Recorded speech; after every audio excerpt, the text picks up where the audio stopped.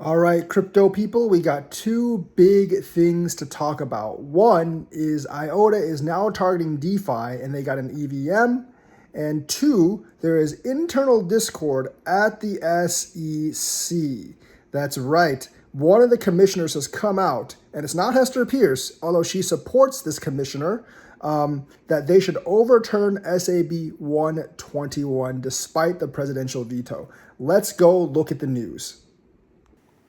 So for those of you hoping on IOTA, this might be your chance. I know it's been silent for several years, but now I think they've finally caught on and realized, hey, this DeFi thing is pretty important, and hey, EVMs are really important. Something that Cardano hasn't quite figured out yet. The EVM will let developers build applications with smart contracts that run on the IOTA network.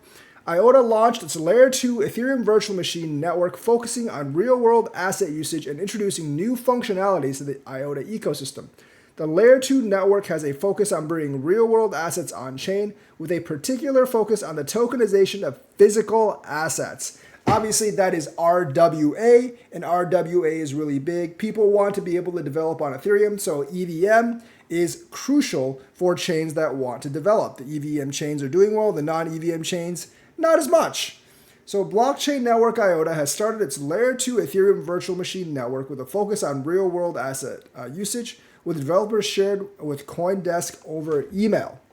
So basically, they launched it today and it introduced functionalities such as smart contracts, cross-chain capabilities, parallel processing, and security against maximal extractable value, or MEV bots, the hated things in the Ethereum blockchain, into the IOTA ecosystem, boosting the fundamentals of the IOTA token. So IOTA has been dormant for a long time, but maybe it is time for IOTA to rise because it has introduced these things. Token's only up marginally, just like everything else, but if its DeFi can actually expand, obviously the token can expand a lot more.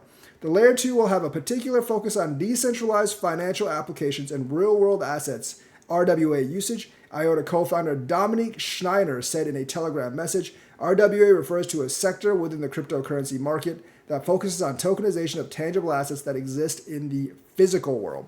So very, very nice. We are positioning IOTA to bring the real world to Web3 and help bring trillions of assets and institutional investors on chain, Schneider said, with the establishment of the IOTA Ecosystem DLT Foundation as the first DLT foundation registered under the Abu Dhabi Global Market Regulations. IOTA is uniquely positioned to lead in real-world asset tokenization. So RWA tokenization, it's going to be big. IOTA, they're really trying to kind of clamp onto this. The EVM really helps with that. We've adapted our technology stack specifically to adapt to the needs of institutional investors. I think they should go after institution as well as retail, obviously, because DeFi is mainly retail. Maybe they're trying to bring DeFi to institutions. Not really sure how that's going to work. They've also guarded against MEV bots. So IOTA people can rejoice because this is actually really, really big news for your network. If you've been holding IOTA since the whole fiasco back in 2021, this could be your chance at some redemption, and IOTA could actually make a comeback based on this in the next bull run. I don't know if I would bet on it or not, but it has better prospects since the excitement of Courtenside, which went absolutely nowhere. So yes, maybe time to pick up some IOTA because it's still very, very cheap right now, and it could actually have some explosive growth based on the hype or because of ecosystem development if that happens soon. So very good news for IOTA. The second thing is an SEC commissioner, Mark IOTA, has actually advocated to withdraw SAB 121. Remember, Congress voted to withdraw this, but Joe Biden unceremoniously vetoed it to his own jargon. And this is one of the SEC commissioners. Remember, there's 5 of them. And 2 of the 5, this guy and Hester Pierce, favor just withdrawing SAB 121 overall, which would be a very much enlightened decision. He advocates withdrawal of SAB 121, which sets guidelines for accounting crypto liabilities. He argues the method of its issuance undermines the fundamental checks and balances designed to prevent excessive administrative control. Despite bipartisan support for the resolution to repeal SAB 121, President Joe Biden vetoed the measure. So this is obviously internal strife at the SEC. Obviously, this is something that Gary Gensler does not want. Obviously, he wants unanimous support for his decisions, but that's just not happening. Commissioner Mark IOTA has voiced concerns regarding the procedural method the SEC used to issue Staff Accounting 121, SAB 121, which sets forth guidelines for accounting crypto liabilities by companies acting as custodians.